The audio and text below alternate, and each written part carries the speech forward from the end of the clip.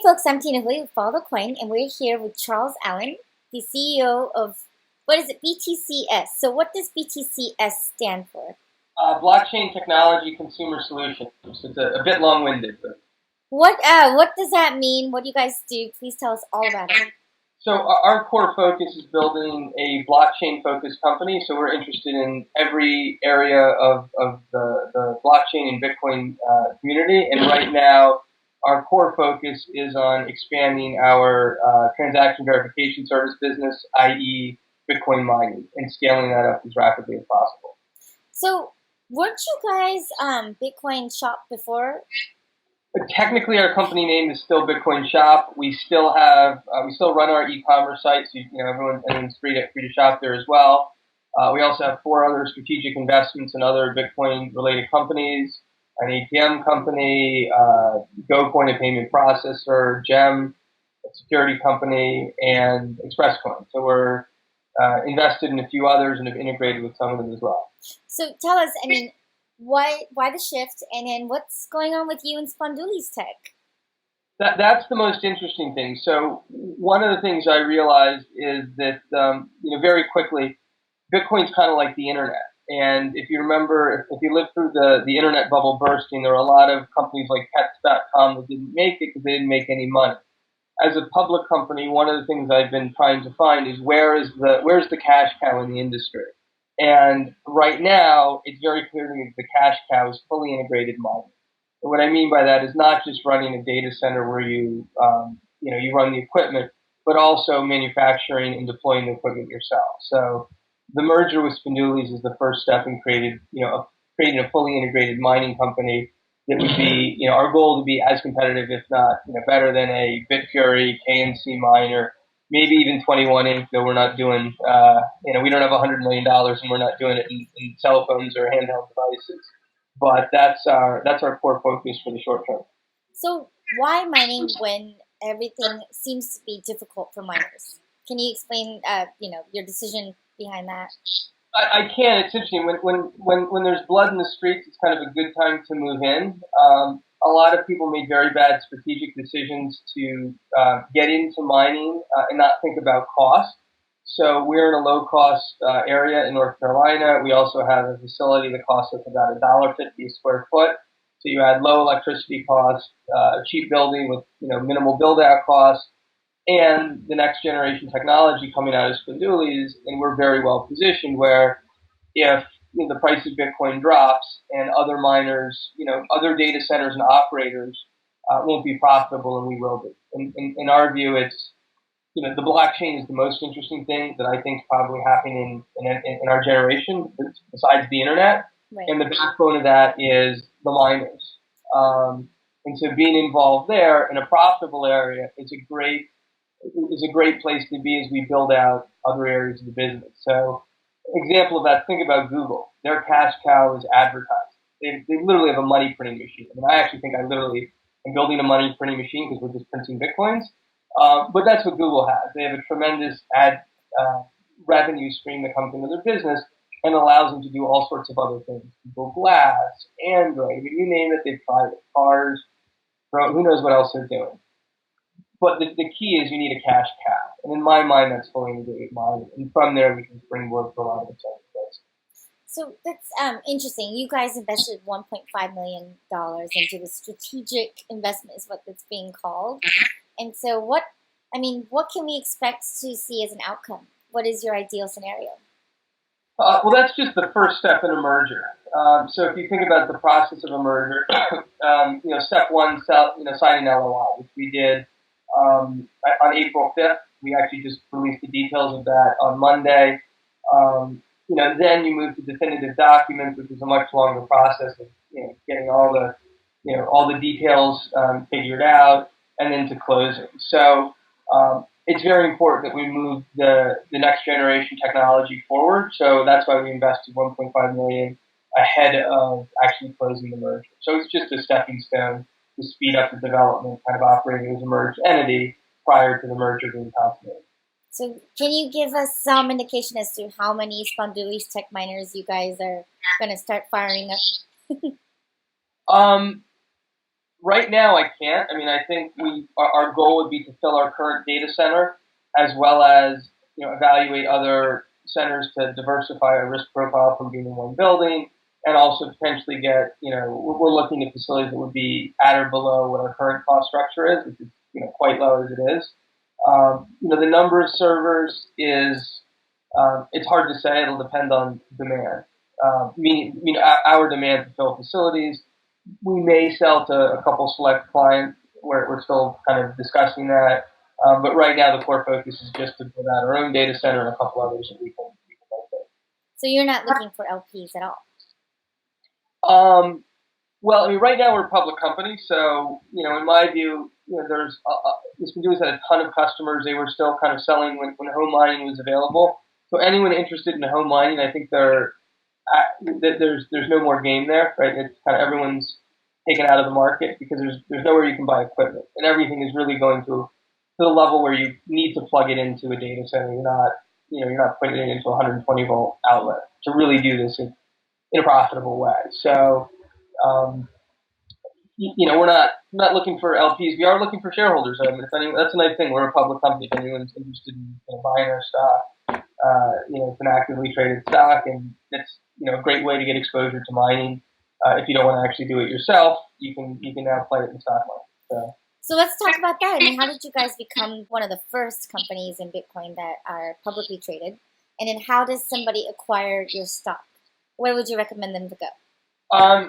Any broker dealer. You can buy our stock with an E-Trade account, Schwab, TD Ameritrade. Basically, any broker dealer you just put a buy order in. It's that simple. Log on your online brokerage account, your full service brokerage account, and the ticker is BTCS. What's actually most interesting is we just raised money at 30 cents a share, which was about a $40+ million market cap, and now the stock's at 21 cents. So right now it's a 43% discount to where we literally raised money last month.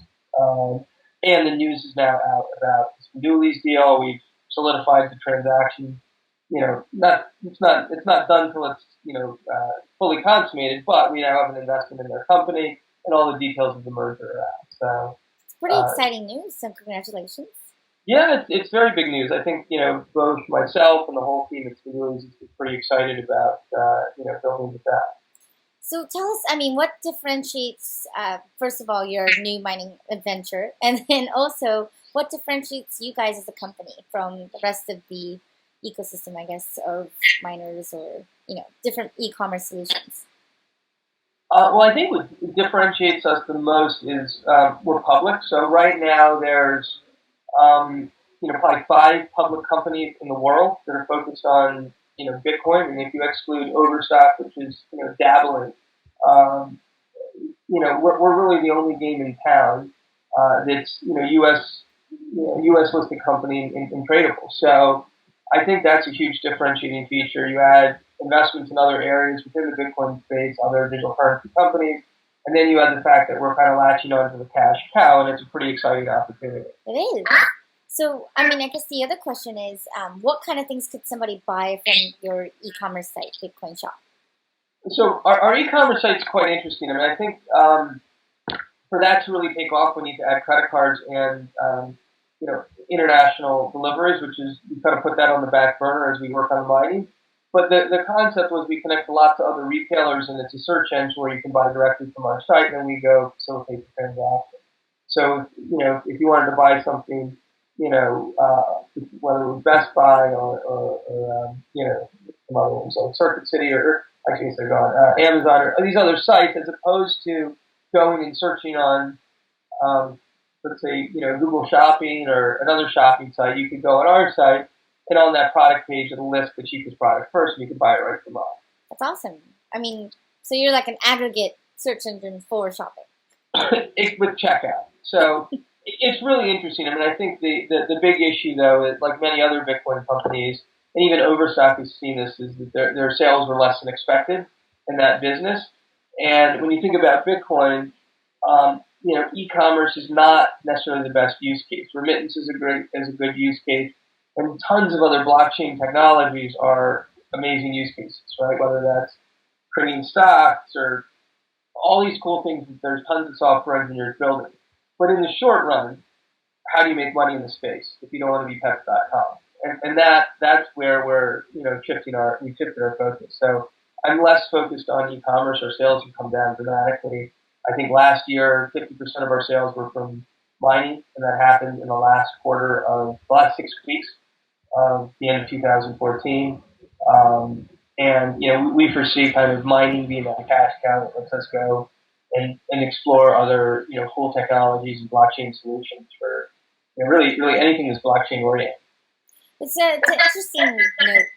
I mean, even in tech or any startup ecosystem, it's kind of been known that enterprise plays make a lot more money faster than consumer plays. So it's kind of an interesting thing to note. And then taking that layer and applying it to Bitcoin, it's kind of interesting to speak to you, who you've tried both a little bit now. What your takeaway has been? Why is Bitcoin such a strong indicator that maybe e-commerce isn't the easiest thing to tackle first? No, e-commerce is a tough one, and just in general, I mean, this is the internet in '95 with Bitcoin. So there's a lot of amazing ideas that may take 5 years to develop, right. Or maybe the software gets developed. By the time it comes to fruition, maybe it's not the company that came up with the initial idea that succeeds. Because in my mind, it's quite simply either you make money or you raise money. Right. Otherwise, if you have bills to pay and you have rent to pay, salaries to pay, everybody has to eat. Everybody's got to eat. Human capital is the most valuable thing. Like, how do you keep that organization alive and moving? And look, if you're 21 and you got $100 million, you can last a long time.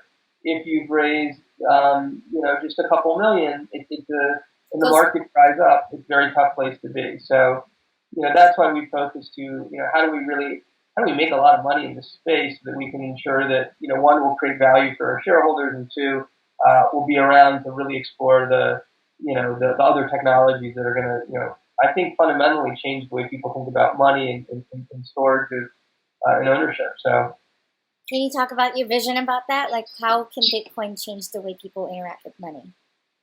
Well, I mean, I think Bitcoin is just one use case for the blockchain. I mean, there's so many exciting ideas out there. I'm sure you talk to a lot of entrepreneurs that are trying to work on that, whether it's a stock exchange. I mean, that's something, being a former investment banker and, looking at what overstock's doing, I mean, that's a huge, huge market, just ripe for innovation, but it's very expensive to get into because of regulation. It's a regulated industry. Same even with Bitcoin as money. It's a regulated industry, and that's expensive business. Those are expensive businesses to get into, especially for startups. So if you look at how we've structured our business, we are e-commerce. There's no real regulation in terms of compliance, right. Or it's very limited compared to being a money transmission business, a bank, etc. In mining, if you're not an exchanger, you're doing it if you're an account. You don't have to register as a money service business. You don't have any FinCEN requirements. We make sure we kind of push our Bitcoins through registered entities. So we're in the two things we do ourselves are very light on regulation. It's tough enough to be a public company between SEC reporting, FINRA requirements, auditing, that we don't need to add that extra layer with the amount of capital we've raised, especially when a lot of those businesses are unprofitable. Well, you're already compliant, and then now all the regulations are still being kind of inked, and so it's kind of interesting. I mean, North Carolina, as I understand it, is one of the more Bitcoin-friendly legislation bodies, right? It really doesn't even matter for us from the perspective of when any regulators really talk about compliance, it's about exchanges, right? Are you an exchanger? So do you need to register as a money service business with FinCEN, and then you have to comply with the local state laws. So no one's touched mining. You're running computer servers. You make Bitcoins. Like, FinCEN's come out with guidance on that. No state's question is mining do you need to register? So when I think about the areas where it's the least compliance work, we're in the two of them. And it's a nice place to be. The other areas we're interested in, we've invested in companies that do that. So very interesting. It saves us a lot of headache by not having to have that cost structure. So what other areas are you guys interested in as a company, as investors? I don't know how much more direct investments we'll be doing with other companies. The end goal for us is really to um, use our company as a way to buy companies, right? If you think about it, my background, I was an engineer and an investment banker, and there are two ways you grow companies: you either build or buy. Right. So I'm completely comfortable buying companies. It's not that hard to do. If you've never done it before, it's probably Greek. Building companies is very hard. So they have different risk profiles. I'd much rather buy a company that's de-risked at a fair valuation than try to build something from scratch. If it doesn't make sense, right? If it's too risky to do that. So right now we're in a pretty unique position that we're public. Like I had one company say, "Well, what's your exit strategy?" I'm like, "What do you mean? What's my exit strategy?" It's like we're like 2 steps away from the NasDaq. Right. That's like we already trade. Our biggest day we traded $3 million in stock. That's more than my company's raised. That's so crazy. Right. Average day is $500,000 trades in our stock. We can buy our stock today, sell it tomorrow. So the exit strategy is getting to a national exchange, which now if you look at some of these, other small companies, what's their exit strategy? Now they need to go public themselves, which is very hard to do, or they need to find a strategic to buy them. Or keep raising more capital, which we see quite a bit of. Yeah, but the VCs want an exit. What's their exit, right? VCs aren't in this for charity. They're looking to help grow businesses to then have an exit, return on invested capital to return to their investors, right? What's the exit? I met with one company in there. We were thinking about an investment, and the guy said he'd never sell his business for 15 years. I said, well, I'll never invest in your business. Right. I'll never get my money out. You'll make a success, and then maybe you'll lose it, but it'll never see the light of day. So, when you think about it from that perspective, we're kind of uniquely positioned, and I'm sure there'll be other public companies. There'll be some, big ones that go public at some point. Any speculations as to which? Well, it's not that hard to figure out, right? I mean, if you just think of what's the average VC's holding period? If it's 5 to 7 years, right? When did people raise their money? If you have a series, seed round, Series A, Series B. If an investor has a 5-year hold, it means maybe they'll want to have an exit before that. Mm-hmm. But at year 3, the company should be preparing for an exit, right? If it's an IPO, it could take 2 years, take 6 months going through the SEC, plus 3 months before that hiring a banker, plus getting your books and records in place to get an audit done. You've got a 1-year process, especially if you've never done it before, especially if you're in Bitcoin. So I would think I'd be looking at the big companies that raised money in 2013. If they've done subsequent rounds, it gets hard, right? Like 21 Inc. They just raised $100 million. They need to show growth, otherwise the public markets they won't get a stuff of valuation. So it doesn't really make sense. Coinbase, they just raised money. They probably have to wait a while. I would think, right? Grow the business with the money they currently raised. Otherwise, they're just diluting their VCs for no value. BitFury came when you just start doing the analysis of who's really going to be ready, despite they may have desires to go public. The companies that raise money from big VCs are not going to do reverse mergers. Right, they're probably maybe going to be acquired or IPO. Well, they'll IPO or they'll get acquired. If they do an IPO, they're not going to do what we did when we did our, we went public through an alternative public financing in February of last year, and we raised $1.875 million. So you aren't going to see a company that raised $100 million flip into a bulletin board shell and raise $2 million. And the investor universe that'll do, a bulletin board deal is very different than what a VC is going to expect for a company they put $15, $20, $30 million into. They're going to want to go to a bulge bracket firm. They're going to do the standard process. So they're going to get sold to a strategic or go to the standard process, and you'll see the smaller companies go do the process that we did. And it's a hard one to get through. There's if you've never done it before, it's kind of a different beast to navigate than doing an IPO. So, there have been a couple that have done it. There's 3 others on the bulletin board now, and they all have, $2 million market cap. They'll probably, at $2 million market cap, how do you raise money? Right. Right? It's raise $10 million. How do you do that? Give away 80%. You need a shareholder vote. You can't get it done. It's impossible. Right? You have to raise 500 and a million. It's so you can't get into businesses that have large capital spend. It's very difficult. Very difficult. And so what makes you guys excited about the future of Bitcoin, and where do you want to take the company next? And what I don't know, what direction do you guys see Bitcoin going in the future? I think where Bitcoin, it's very exciting where Bitcoin's going. I mean, Bitcoin as a currency has the ability to really fundamentally change people's lives, especially in unbanked, the unbanked in the world, Africa, MPs can get pushed aside there. There's tremendous use cases for being able to move money with Bitcoin, and that's just one use case of the blockchain. We could see, stock trading on the blockchain. We could see real estate records getting kept on the blockchain, health records, right? I mean, there's so many places you can go with this, and I'm hoping it will all be based on Bitcoin's blockchain.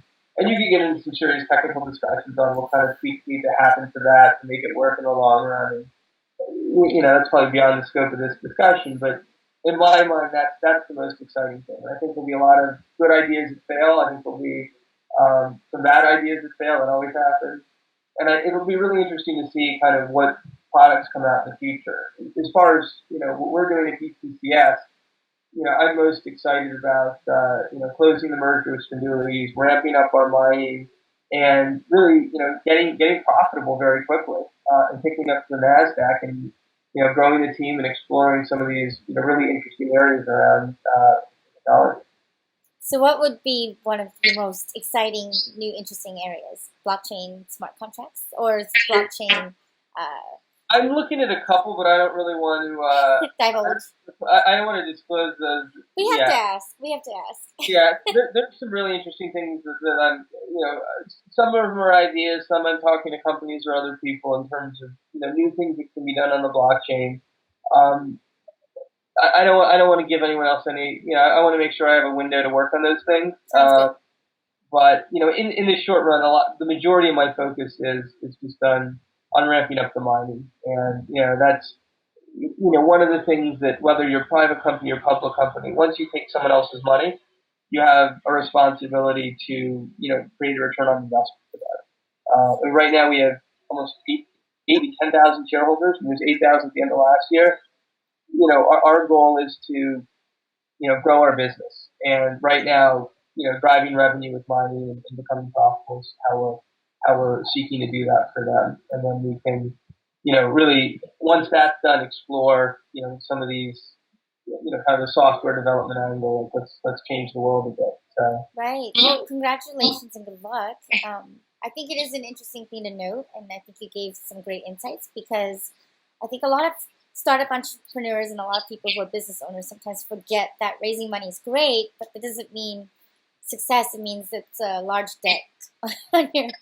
Yeah, it's a big weight, and we've I think between myself and my family, we're probably well over $250,000 invested in the business, probably more than the 300,000-400,000, and everyone in the company, everyone on the board of directors is invested in the company, and we've worked for free for 7 months, I think, to make sure we didn't unnecessarily burn capital, and we can continue to grow the business. So, it's tough being a startup, especially in the public market. Oh, yeah. I mean, it's tough being a startup, period, and in public markets, and it's all. I mean, we get it. We're a startup. Yeah, it's being a startup's hard, but it's fun. There's nothing like owning your own destiny, right? Yeah, exactly. It's up to you at the end of the day, or you and your team. So. Yep. So all the best of luck to you guys. Please do let everybody know how everything goes with the mining operation and everything. So, it's pretty. Are you guys setting up right now, or are you guys already well on the way? No, we're currently mining. I think we have just under a petahash running. That's so great. Yeah, I mean, we actually have a video tour of our mining on our website. We do a little, this was before we had any of the miners in that facility. We actually did another video which we did some editing on. Now that it's filled with just under a petahash, so we're rapidly looking to expand that facility. That's awesome. What's the website? Is it btcs.com? You just go to btcs.com. We've kind of shifted the focus away from just being e-commerce and made it a little more informational so people can see the other things we're working on. And if you just go to the mining, you can see I think it's on the front page. There's a video that you can check out, and I do a tour of the building. And now it's we have one that will be coming soon that has building actually running all the mines. We have a different facility and stuff like that. Oh, that's awesome. Well, everybody go check out that video because who doesn't want to tour, mining facilities? I think it's really fascinating because you guys, you got to keep the cool air going and make sure everything's spaced properly and efficient. And it's hot in there. It gets, people don't get it. We had a comment on one of the message boards that, well, I've got this massive fan. I think it's like 70,000 CFM fan that came with the building. Like, it's just going to burn a lot of electricity. Why do they need that? They don't need that. No, like a little, Spondoolies SP20 is like a space heater. Yeah, I mean, it'll heat your entire apartment. One of them. Like, I mean, if you lived in like a studio apartment in New York City and your heat was broken, which happens a lot of times. You just mine and also heat your apartment. Buy a couple SP20s off eBay. Your electric bill will be the same. You'll make some Bitcoin. Hey, you're set. Yeah. It'll pay for itself. Yep. Right. Well, thank you so much for joining us on the show, and we can't wait to keep hearing about what is going to happen with the one in maybe a handful of public companies in Bitcoin. So it's exciting to catch up with you. All right. Thanks so much for having me. Thank you. Bye, guys.